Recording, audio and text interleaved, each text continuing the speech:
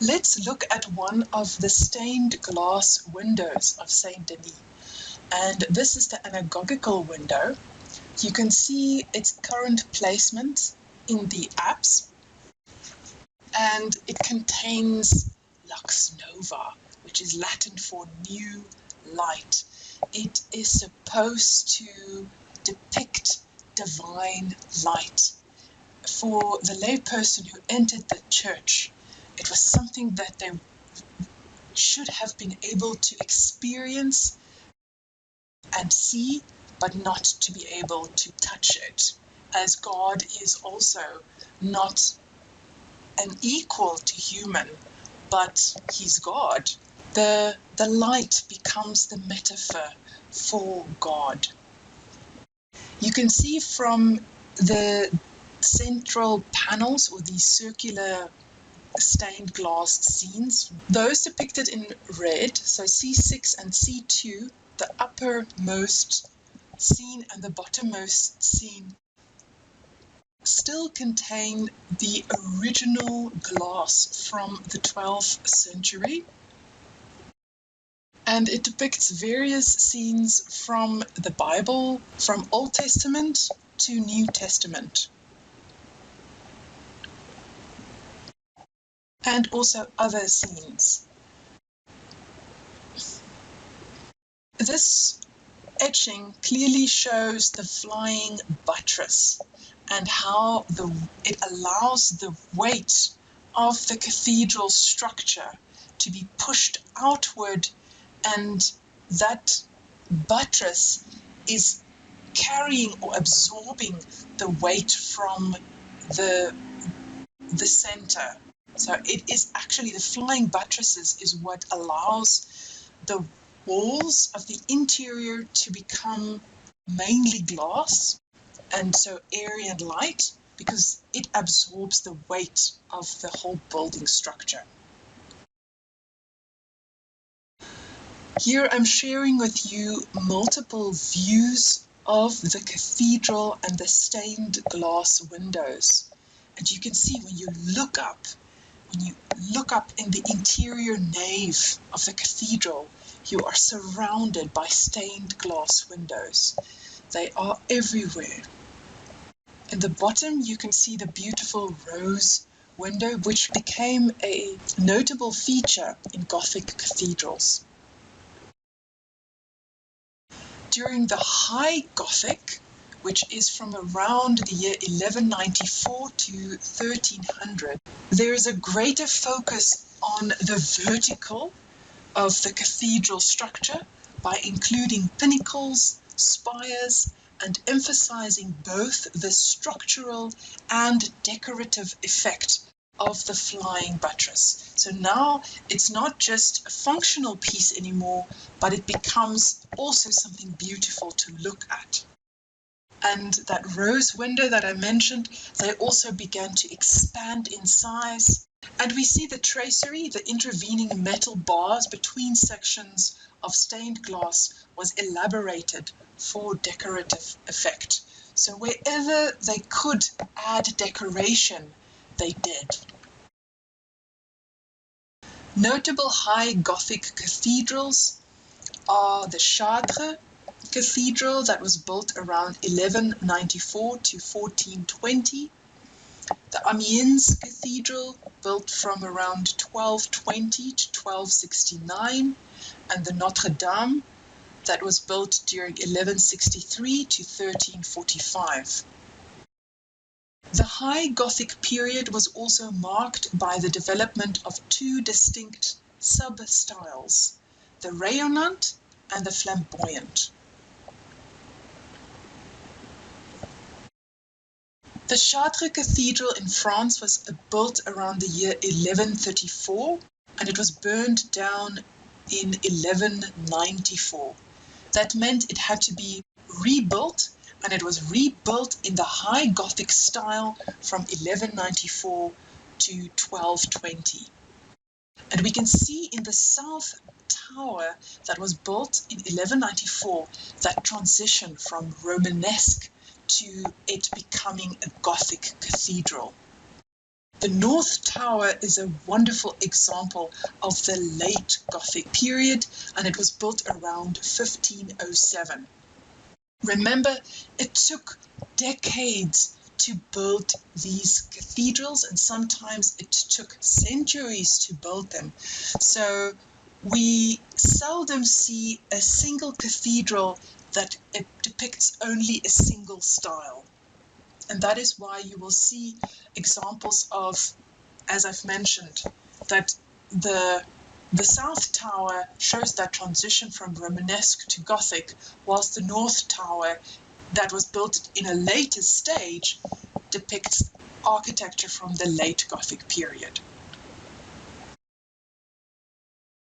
The Western facade shows what is known as a tripartite organization. We see lancet windows above the portals, and we see the rose window above the lancet. This slide shows several vantages of the cathedral. We can see at the top right the cathedral at night, the rose window from inside. You can see the buttresses from above, and then some of the statues from the tympanum and the doorway of the royal portal on the left.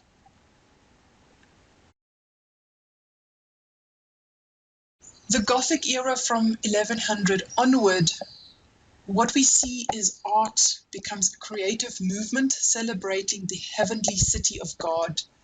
Height and light is emphasized in structure, in architecture. You see stained glass windows and the statuary that comes alive, that influence of humanism. The environment, it shifts from rural to urban and from the monastery to the cathedral. And economically, we see the forming of guilds, and also the book production shifts from the monastery that used to be the center of book production to secular institutions and patrons, and books being made for profit. We see the role of women, that they are no longer seen as the handmaidens of the devil. The cult of the Virgin replace the symbol of Eve as the great sinner, and romantic love becomes popular.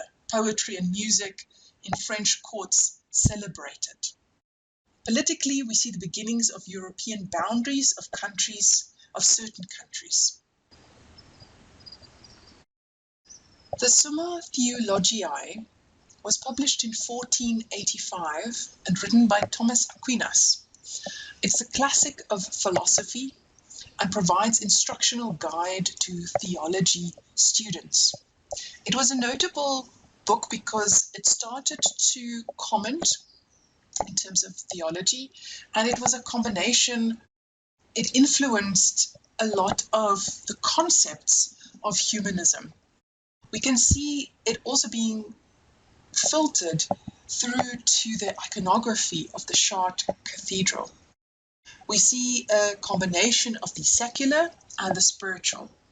Some call it the Bible in stone and glass. We also see the depiction of nature, the plant and animal forms from the area, and it becomes also a means of instruction, the teaching of the 7 liberal arts. We see it depicts the history of the Old Testament and New Testament, so from the Garden of Eden up until the Last Judgment, and it also provides lessons of morality, the virtue and the vice versus the wise and the foolish, and the saved and the damned. It was meant to, as I said, to be a Bible in stone and glass to those illiterate lay people who came to the church cathedral weekly to participate in Mass. When we look at the royal portal, the western facade at Chartres Cathedral, we see that it copied the royal portals of Saint Denis. We see statues of kings and queens flank the doorways. The sculpture proclaims the majesty and power of Christ, but Mary becomes more prominent. When we look at the royal portal, the western facade, at the upper, the tympanum of the left portal, Christ is on a cloud and is flanked by angels before Christ enters human time. That is the era that is being depicted. The archivolts is signs of the zodiac, labors of the month, and symbols of cosmic and earthly worlds are being depicted.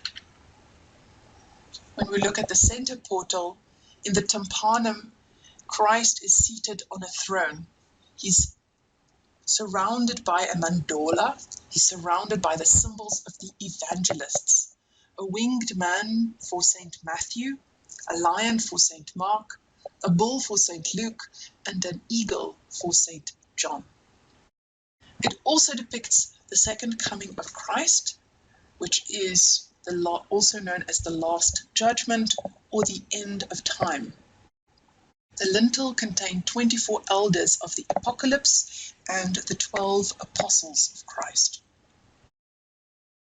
And the right portal's tympanum, we can see Christ is in Mary's lap on the throne of wisdom, quote unquote. It depicts his birth and his early life as Christ enters human time.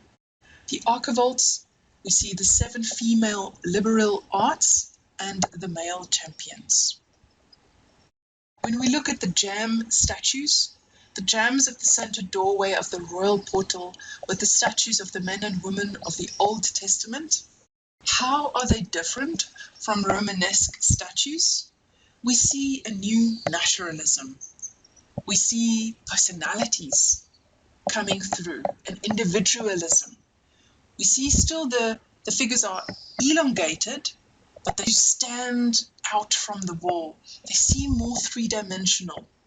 There's no dangling of the feet, and their faces are human faces, kind human faces. The right portal archivolts from the western facade of the Amiens Cathedral. We see the outer archivolt, some secular people being depicted like Ptolemy, who invented the calendar and clocks, grammar, and also Donatus, which was an ancient Roman grammarian. And in the inner archivolt, we see the celebration of music, of striking bells of perfect intervals, and the depiction of Pythagoras. High Gothic sculptures in cathedrals around portals are freer and more natural, as I've already mentioned. And we also see that small portable statuettes become popular, like this Virgin and Child from the Sainte-Chapelle that dates from around the year 1260 or to between 1270.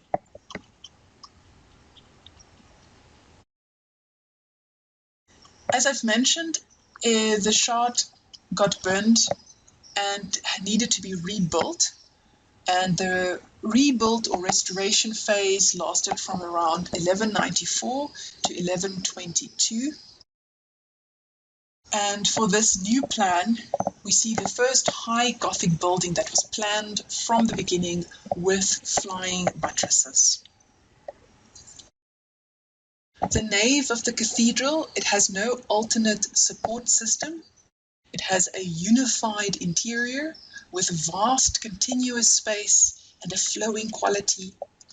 We see the tripartite elevation, the arcade triforium, and the clerestory that emphasized the double lancet with the oculus. And the gallery, which acted as a buttress, was eliminated in favor of the triforium. In this slide, you can clearly see how the interior of the cathedral is changing from early Romanesque in Saint-Sernin to late Romanesque of Saint Etienne and the shard that is now the transformation into Gothic in 1194.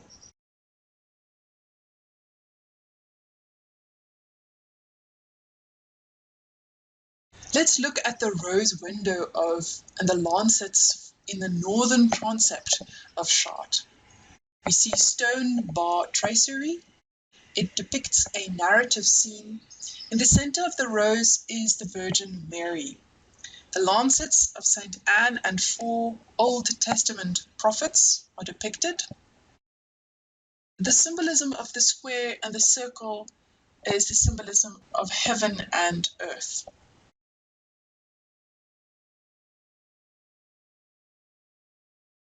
We see an emphasis on Mary, the Queen of Heaven, and she's depicted in a traditional frontal composition, and on her lap is the Christ child, so again her depicted as the throne of wisdom. And above her head you can clearly see the symbol of the Holy Spirit, which is depicted here as a dove or a bird. When we compare the Byzantine art to Gothic art, you can see the mosaic on the left. The mosaic reflects light.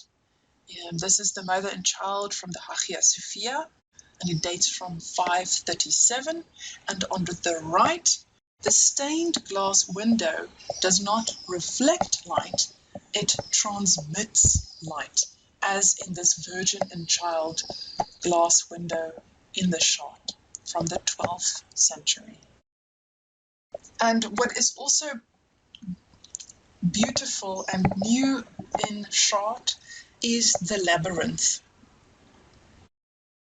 People would walk it as part of their pilgrimage to a holy site inside the church building.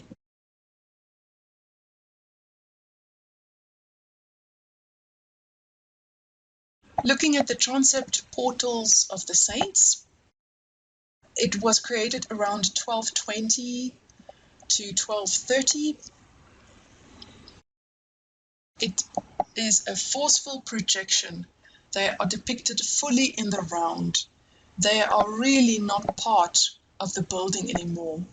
They show individual personalities of the saints. The bodies are turned at different angles, and also their clothing is a soft drapery. It's not stiff or stylized. Christian martyrs frames the south portal.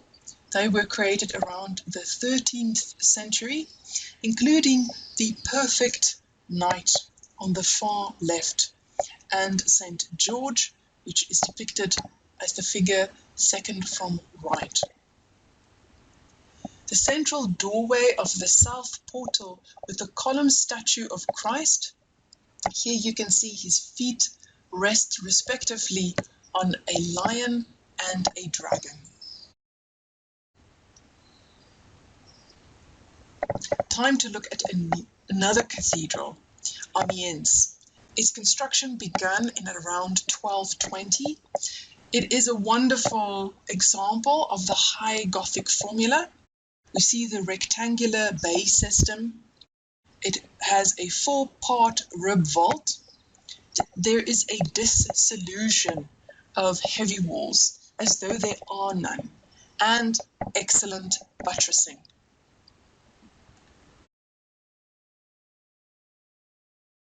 When we look at the nave, we see it's self-sustaining, sort of skeletal.